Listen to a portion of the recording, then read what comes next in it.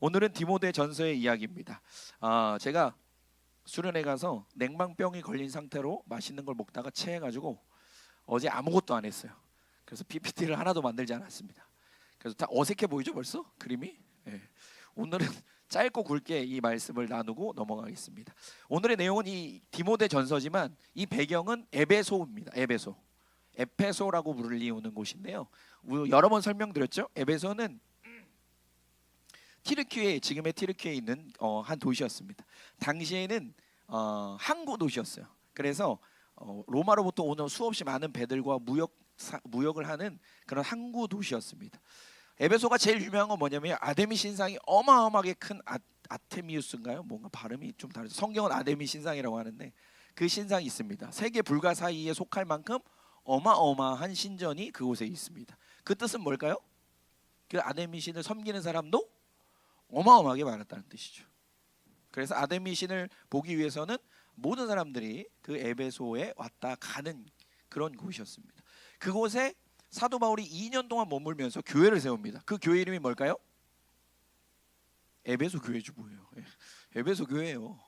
그래서 그 에베소 교회에게 편지를 쓴 것이 에베소서고, 그리고 이 디모데 전서는 다른 이야기입니다.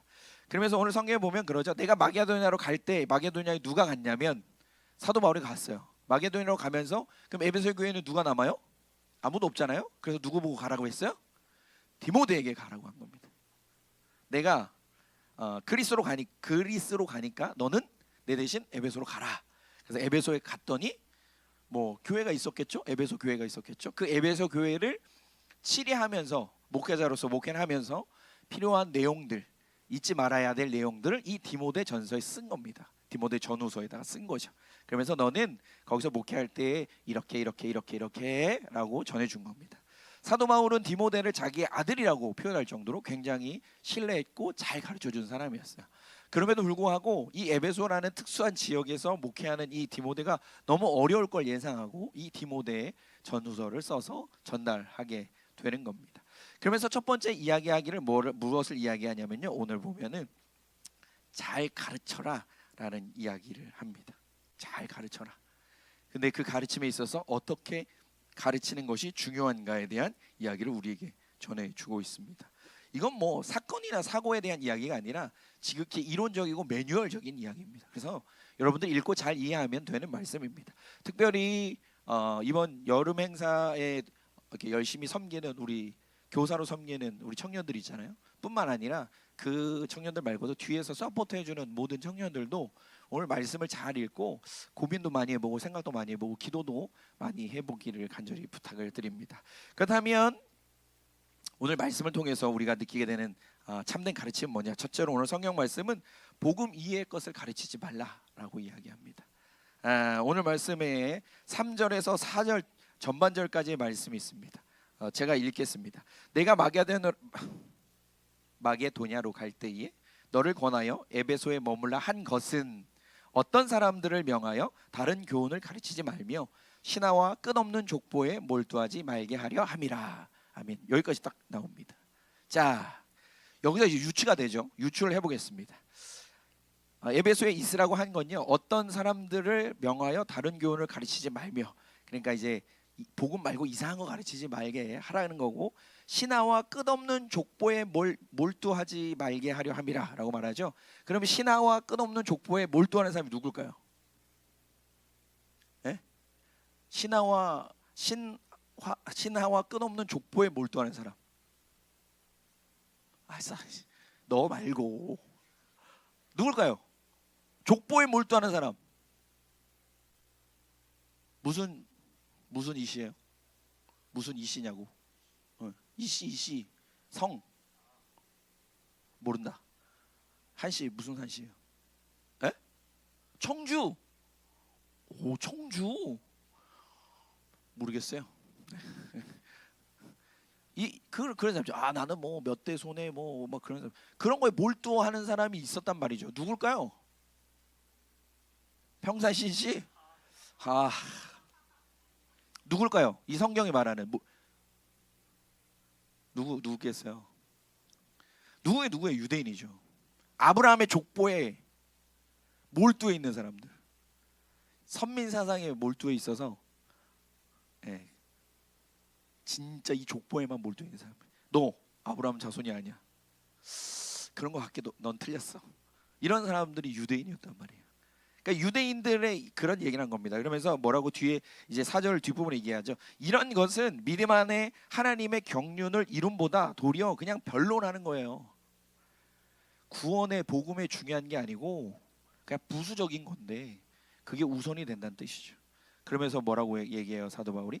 그런 거에 집중하지 말고 이상한 거 가르치지 말고 족보에 몰두하는 사람 말고 진짜 중요한 건 복음을 가르치라라는 겁니다. 복음을 가르치는 게 굉장히 어렵죠. 우리 선생님들 손 들어보세요. 선생님들, 예, 이 사람들이 이제 복음에 대해서 가르쳐야 하는 사람들입니다. 복음에 대해서 가르치는 것.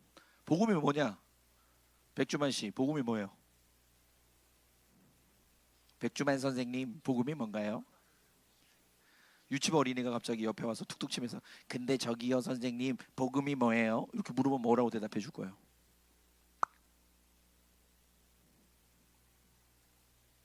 아무 대답도 못하면 안 되죠. 복음은 뭡니까? 예수님을 통해서 구원받는다라는 겁니다. 그게 핵심입니다. 복음을 가르쳐야 돼요. 야, 수박 먹을 때는 수박을 반으로 자르고 이런 얘기할 필요 없다고요. 예수님을 통해서 구원받는 거다. 그 복음을 가르치는 게 교사로서 또 그리스도인으로 살아가는 우리에게 가장 중요한 겁니다. 아니, 교회 꼭 가야 돼? 라고 물어보는 친구가 있다면 교회는 안 가도 되지만 예수님을 통해서 구원받았다라는 그런 마음의 확증이 있어야 된다. 그거 어떻게 얻는데? 교회를 가야지.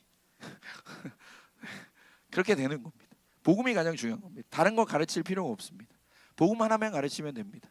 예수 그리스도를 내 안에 영접할 수 있는 그 믿음과 신앙, 마음을 가지면 되는 겁니다. 그것만 가르치면 돼요. 다른 건 좀 부족해도 돼요. 말을 잘 못해도 되고요. 아이들이 나를 싫어하면 안 되는데 싫어할 수도 있죠. 네. 그렇지만 복음은 꼭 전하는 자가 바로 교사고 스승입니다. 우리 청년들이 그런 청년들이 됐으면 좋겠어요. 내가 찬양을 할 때 찬양팀으로 도와주어도 내가 부르는 이 찬양을 통해서 우리 청소년 학생들이 그 마음에 예수님을 영접할 수 있었으면 좋겠다라는 마음으로 하는 거예요. 네? 시간 없어서 할 일 없어서 갈 곳 없어서 먹을 거 없어서 여기 나와서 노래 부르는 게 아니라고요. 복음을 전하는 마음으로, 복음을 가르치는 마음으로, 그들에게 복음이 심겨지기를 바라는 마음으로 모든 것을 해야 되는 겁니다. 놀아도 그런 마음으로, 먹여도 그런 마음으로, 같이 이야기를 나눠도 그런 마음으로, 그리고 무엇인가를 알려줄 때도 그런 마음으로 할 수 있는 우리 청년들이 다 되길 바랍니다. 둘째로 오늘 성경 말씀 3대 가르침이 뭐냐면요, 내가 먼저 복음의 성도가 되라라는 겁니다.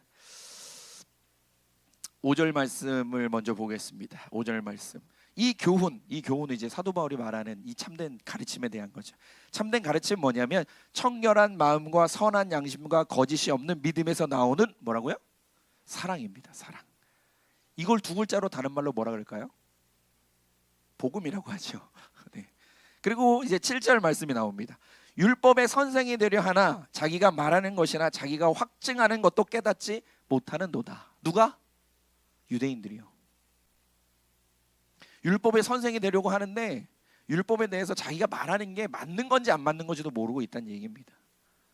이런 사람들이 가르치는 게 참된 가르침이 될 수 없다라고 이야기하는 거죠.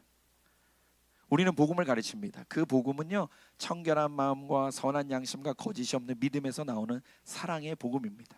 그런데 그거 반대되는 것이 무엇이냐면 오늘 좀 안다고 율법의 선생이 되려고 하는 것입니다. 그러면 선생이 되는 건 좋은데 자기가 말하고 있는 것조차 자기 스스로 무엇인지 모르고 살아내지도 못하는 자들이라는 겁니다. 선생님이라면 최소한 야, 내가 그렇게 해보니까 난 실패했지만 너희들은 한번 도전해서 성공해봐 라고 이야기해야 된다는 거죠. 나는 아무것도 몰라, 난 하진 적도 없는데 그냥 너는 그렇게 살아 라고 말하는 그런 선생님이 전혀 필요 없다라는 뜻입니다.